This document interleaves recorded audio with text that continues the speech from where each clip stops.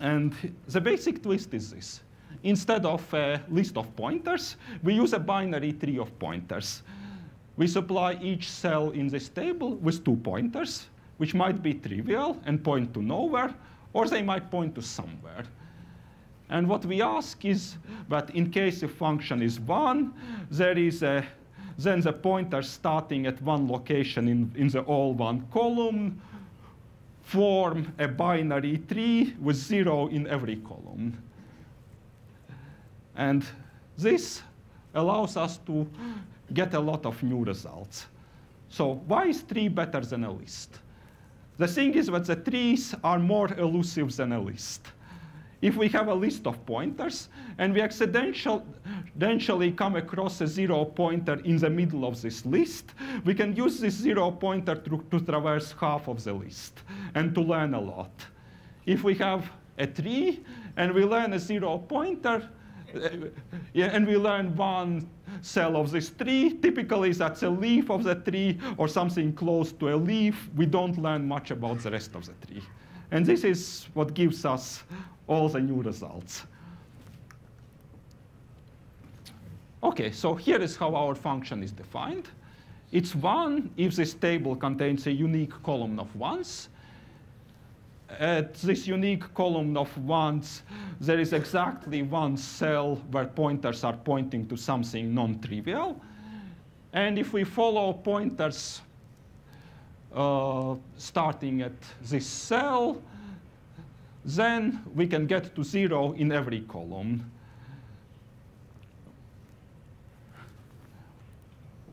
OK, so now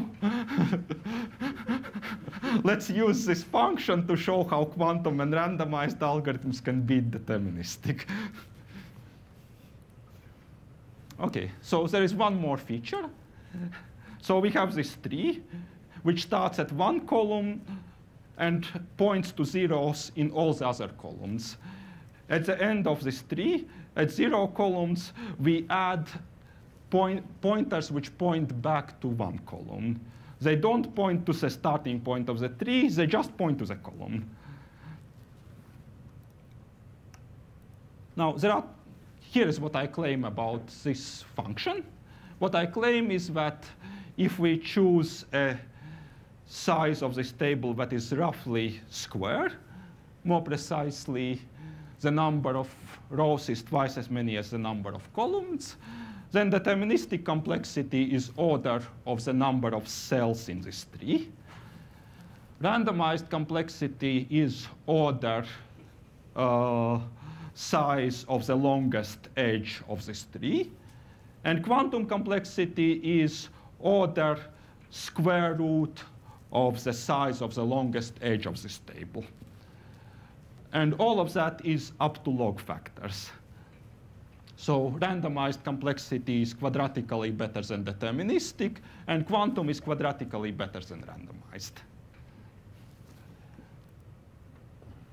So now I will sketch how to prove that this function is hard for deterministic algorithms and easy for randomized. And then using Grover's search will imply that it's easy for quantum. So first, why is this hard for deterministic algorithms? So imagine that we have a deterministic algorithm querying variables in some column. So what we could do is we could keep answering the first queries with 1s. And then we start answering them with zeros. And we give the algorithm a 0 pointing to every possible column. So if the algorithm queries all the variables in some column, it will learn that half of them are 1s, half of them are zeros, and among zeros there are pointers to every possible column. So every other column could still be all one column. And then if the algorithm queries some other column, well, we play the same game. And of course, the smartest strategy for a classical algorithm is to try multiple columns in parallel, but then we just play this game on every one of them.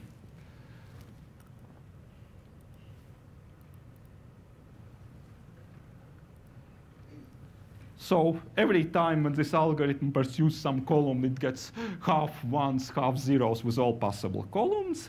And as a result, the algorithm doesn't really know anything until it has queried more than half of variables in every column. So it has to query more than half of variables in every column, so it has queried more than half of all the cells. OK. So now, we get a lower bound of m squared, where m is the size of the edge of this table.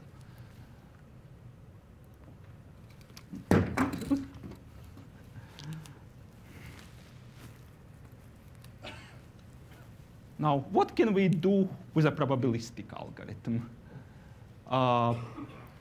So with probabilistic algorithm, we essentially make use of those back pointers that must point to the one column.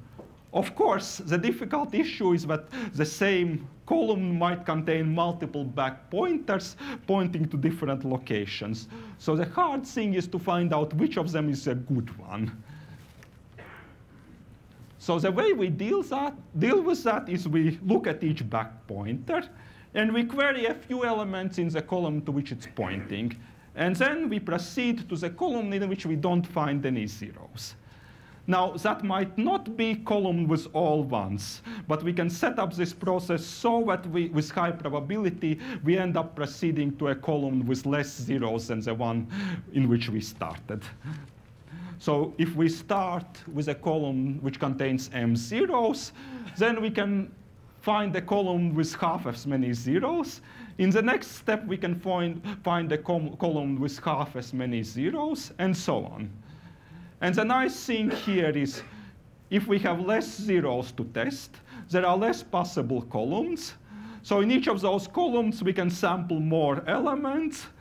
And that way, we can find columns with less and less zeros. OK, so here is the full algorithm. And here is summary of what we have. Deterministically, we need n times m queries. Probabilistically, we need n plus m. We get a quadratic gap between probabilistic and deterministic complexity. Quantumly, we can use Grover's search. We can use Grover's search both to find zeros in a column and both to find a column with few zeros. So instead of searching among zeros and searching among columns classically, we do a nested Grover's search. And that gives us complexity that is square root of the randomized complexity and fourth root of the deterministic complexity.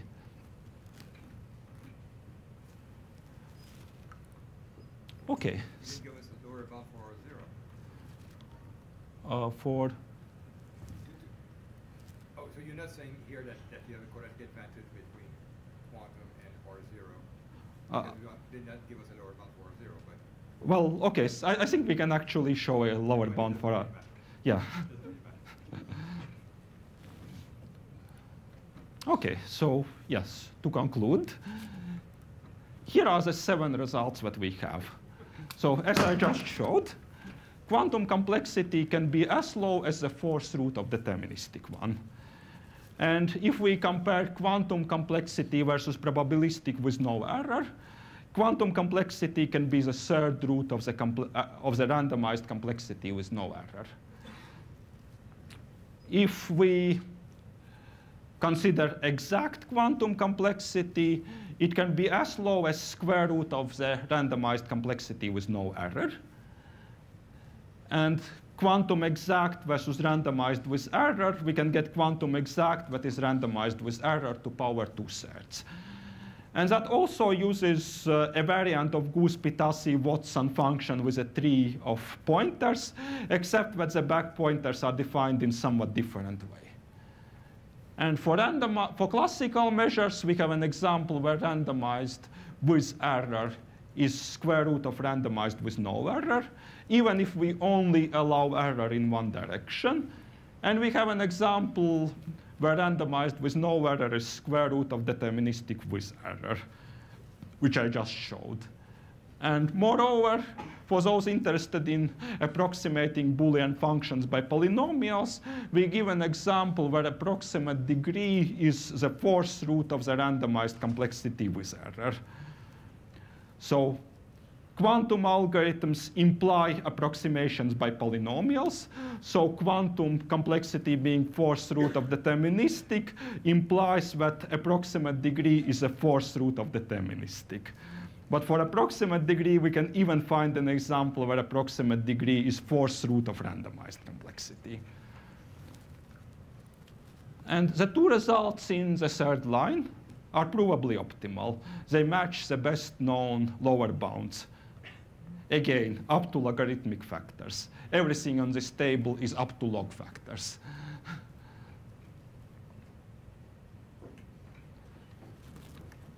And now open problems. So this is R2-D2 from Star Wars. So the first open problem is R2, randomized complexity with error, versus D, deterministic complexity. So we know that randomized complexity with error can be as small as square root of deterministic complexity. And there is a lower bound, but for any total function, randomized complexity with error is at least the third root of deterministic with no error. So the open problem is to improve either of those two or both of them.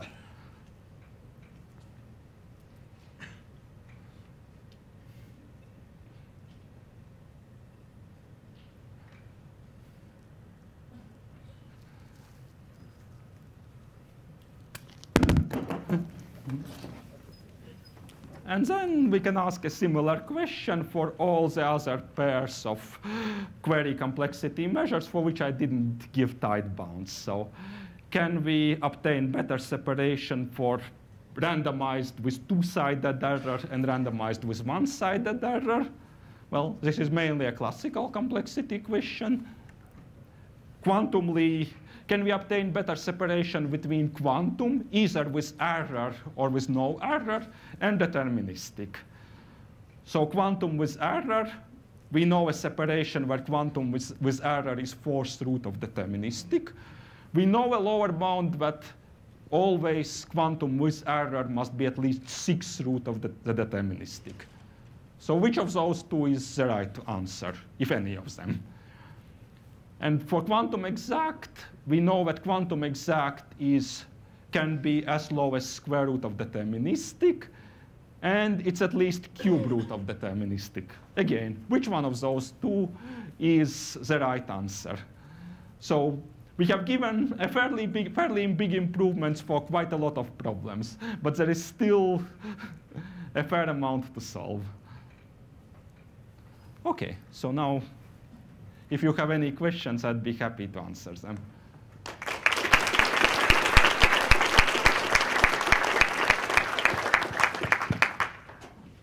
So how generic do you think these kinds of separations are? And do you think there's a possibility of having maybe a more natural function for which you have these kinds of separations?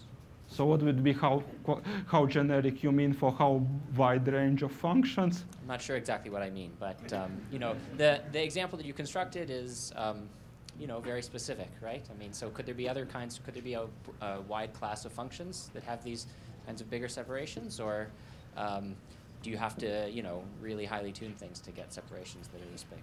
Well, most of natural computational problems that I don't exhibit so huge separations. In fact, all the natural computational problems about which I could think before gave less than this. So I think such large separations only happen in highly specific cases.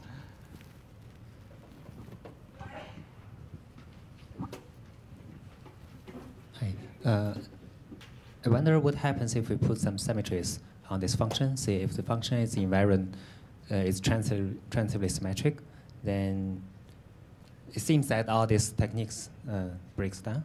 So do you think we can prove them? We can prove that there is no big separation for transitively symmetric functions? Well, that's a good question. I would guess that the answer is yes. So, well, we know that for symmetric functions, there is no so big separations don't exist. So I find it very plausible that they don't exist for transitive functions too.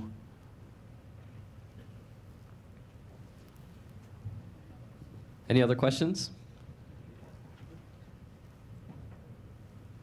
All right, then let's thank our speaker again.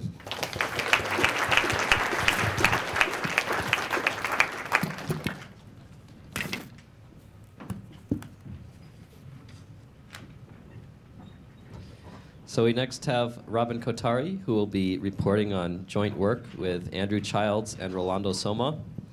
And the title is Quantum Linear Systems Algorithm with Exponentially Improved Dependence on Precision.